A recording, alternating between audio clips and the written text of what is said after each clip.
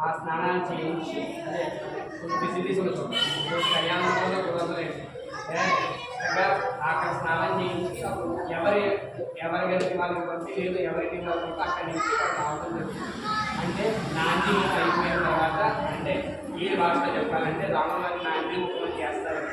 నాంది ముఖం అంటే ఏంటంటే ఆయన ఆశ్రమంలో వచ్చిన తర్వాత గురువుగా చెప్పిన రోజు బయటకు వచ్చిన తర్వాత ఈయన పెళ్ళికి ముందు రోజు కానీ లేదంటే ఒక అనుకూలమైన ముహూర్తం చూసుకుని స్వామివారు వాళ్ళ తల్లిదండ్రులు ఏం చేస్తారంటే స్వామివారికి దీక్ష ఇస్తారండి. ఆ దీక్ష ద్వారా ఏంటంటే ఆ తల్లిదండ్రులు పక్కన నుంచి ఈయన హోమం చేస్తారు.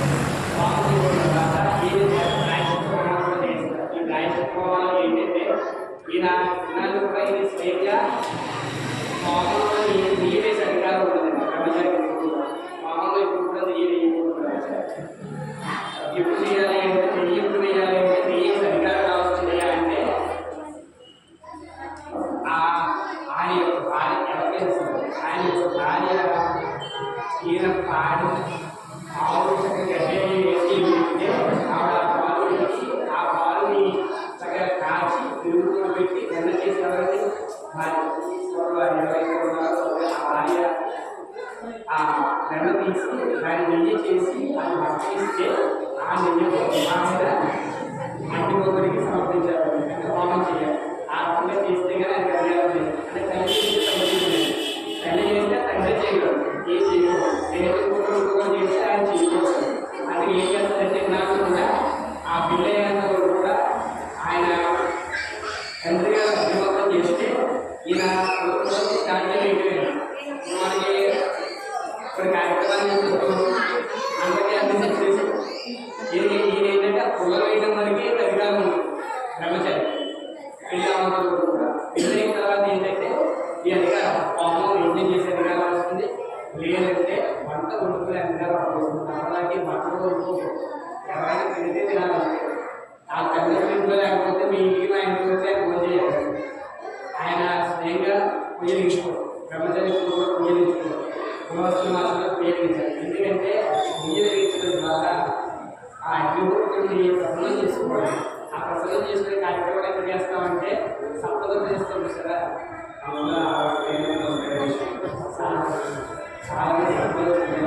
సప్తదం చేసిన తర్వాత 7వ వేసిన తర్వాత ఆ 7వ వేసేటప్పుడు ప్రమాణం చేస్తారు.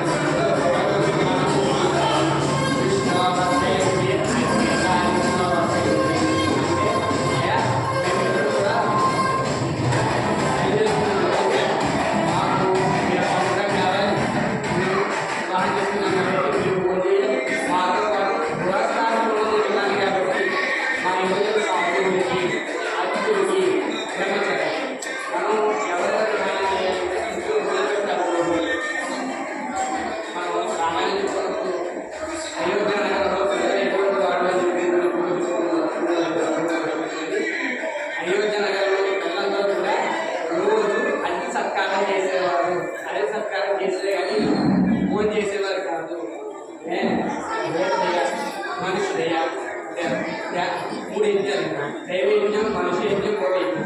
ఈ 3 యజ్ఞాలు చేస్తే కానీ ఆయన పూజ చేసేవారు. భోగ యజ్ఞం అంటే ఏంటంటే పశువులకి లేదు పక్షులకి పశుపక్షాలకి మనుషులకి ఆడే ఎవరైనా ఏది దొరికైనా రోజు కొంత ఆహారం ఇవ్వాలి. ఎవరు బ్రహ్మచారి సాధు ఇద్దరు సన్యాసి ఇద్దరు ఉంటుంది. ఇప్పుడు చిన్న మనం ఇవ్వచ్చు.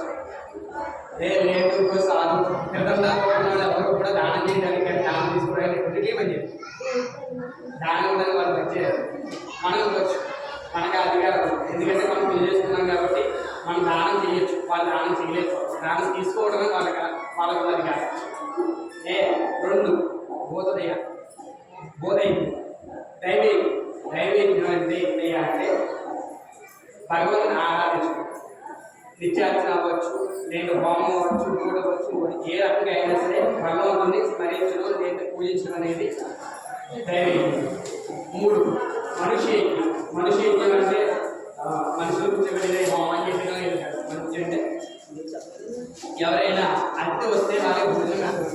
ఈ 3 కూడా ఆ అయోధ్య నగరం ప్రజలు చేస్తూ ఉండేవారు. నాలుగు కొట్టు